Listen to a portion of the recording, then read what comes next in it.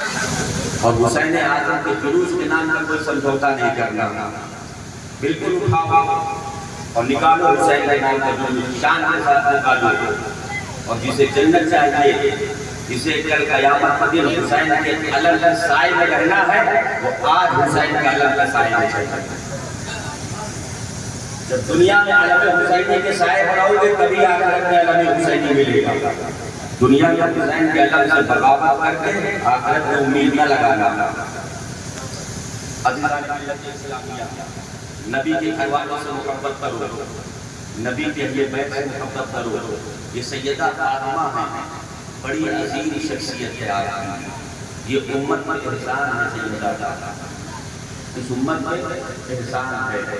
نبی نے فرمایا میری فاطمہ میرے گوشت کا ٹکڑا ہے، میری فاطمہ میرے گوشت کا ٹکڑا ہے۔ حضرت امام محمد سے پوچھا گیا یہ بتاؤ کہ سیدہ فاطمہ زیادہ مرتبے والی ہیں یا حضرت مریم؟ جناب امام محمد فرماتے ہیں کہ میں نبی کے جسم کے ٹکڑے پر کسی کو فضیلت نہیں دے سکتا، میں نبی کے جسم کے ٹکڑے پر کسی کو فضیلت نہیں دے سکتا۔ میری نظر میں سیدہ فاطمہ سب سے اعلیٰ ہے۔ جب بال نے کہا حضرت مریم کو صرف ایک نسبت حاصل ہے، وہ جناب عیسیٰ کے ساتھ ہے، اور سیدہ کو 3 نسبتیں حاصل ہیں۔ پہلی نسبت تو یہ ہے کہ آپ نبی آخر مصطفیٰ صلی اللہ علیہ وسلم کی شہزادی ہیں۔ دوسری نسبت یہ ہے کہ آپ شیر خدا حضرت علی کرم اللہ تعالیٰ وجہہ الکریم کے نکاح میں ہیں۔ تیسری نسبت یہ ہے آپ شہزادگان رسول حسنین کریمین کی مادر شفیقہ۔ 3 نسبت حضرت فاطمہ کو حاصل ہے، ایک نسبت سیدہ مریم کو حاصل ہے۔ ایک موقع پر حضور نے فرمایا میری بیٹی فاطمہ تو نساء العالمین یعنی تمام دنیا کی عورتوں کی سردار ہے۔ حضرت فاطمہ کی حضور پھر مریم کا مقام کیا ہے؟ میرے آقا نے فرمایا بیٹی مریم اپنے زمانے میں تھی تو قیامت تک کے لیے ہے۔ یہ فاطمہ ہے، ان کا مقام یہ ہے، لیکن انہوں نے زندگی کا طرز کیسے اپنایا؟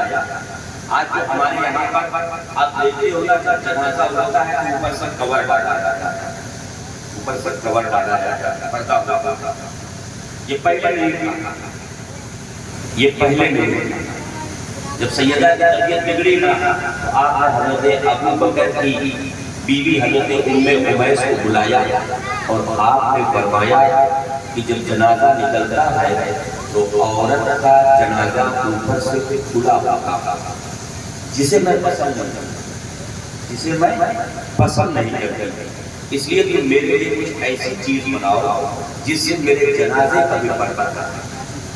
حضرت ابو بکر کی بیوی نے اپنے ہاتھوں سے آپ کے لیے چارپائی پہ ڈالنے کے لیے اوپر سے کور بنایا، کھجوروں کی پتی تھی، اور بنانے کے بعد سیدہ کی خدمت میں جب پیش کیا آپ نے اسے بہت پسند فرمایا اور مولائے کائنات سے فرمایا جنازہ اٹھانا تو رات کی تاریکی میں اٹھانا اور میرے جسم کے اوپر میرے جنازے کے اوپر اس کور کو ڈال دینا تاکہ فاطمہ کے جنازے پر آسمان کے ستاروں کی نگاہ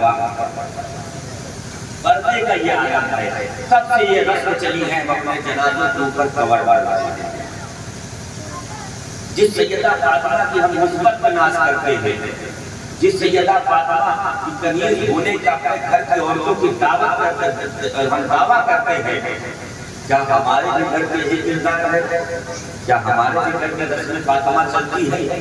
کیا ہمارے بھی گھر میں سیدہ پاک کی نقش قدر پر چلانے کی کوشش کی جاتی ہے؟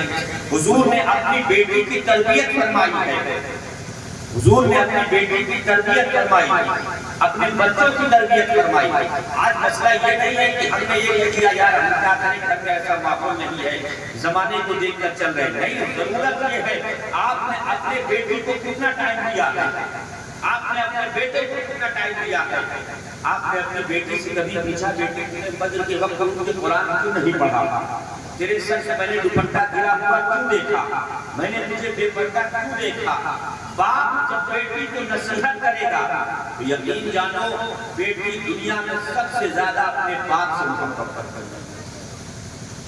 باپ کے احکام کو بیٹی کبھی نہیں ڈال سکتی، ماں کے حکم کو ایک وقت وہ نظر انداز کر دے گی، لیکن باپ کے حکم کو کبھی نظر انداز نہیں کرے گی۔ آج ہمیں سیرت فاطمہ اپنے گھر میں پڑھانے کی ضرورت ہے۔ سیدہ پاک کے بارے میں حدیث پاک میں ملتا ہے کہ دیکھو کس قدر مصطفیٰ جان عظمت محبت فرماتے ہیں اپنی بیٹی سے۔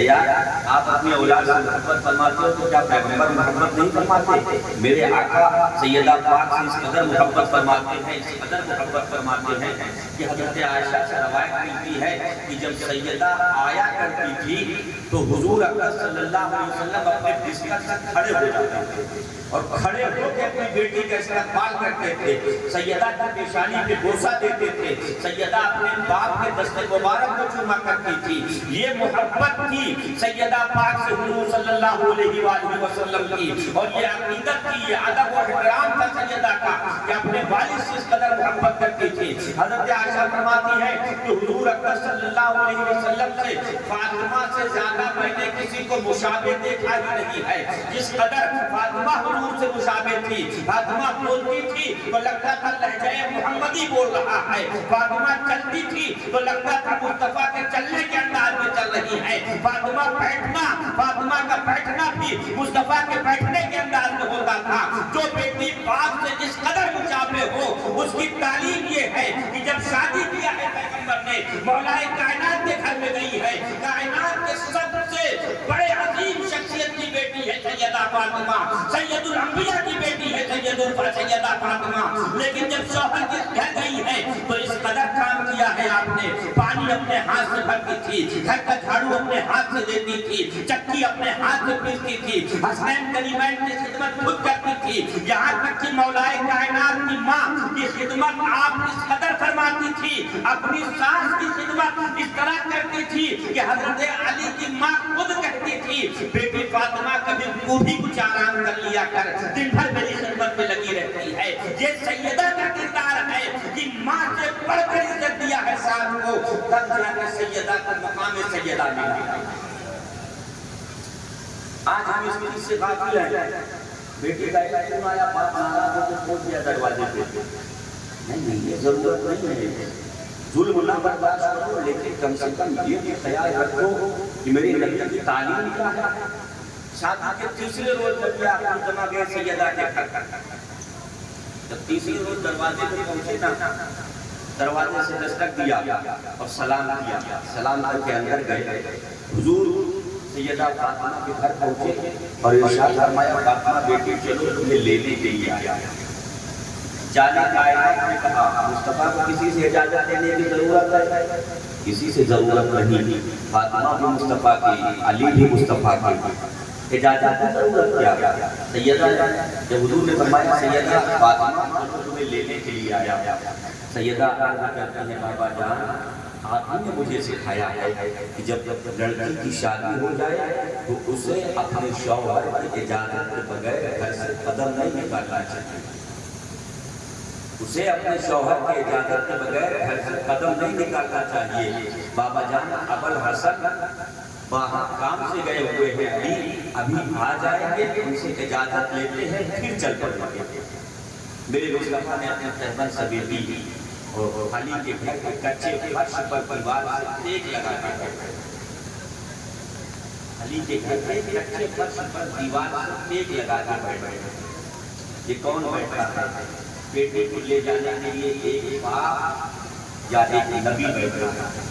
تعلیم امت کے حساب سے سید الانبیاء بیٹھے ہیں، زمانے کو بتا رہے ہیں کہ دیکھو گھر کیسے چلتا ہے، نظام زندگی کیسے چلے گا۔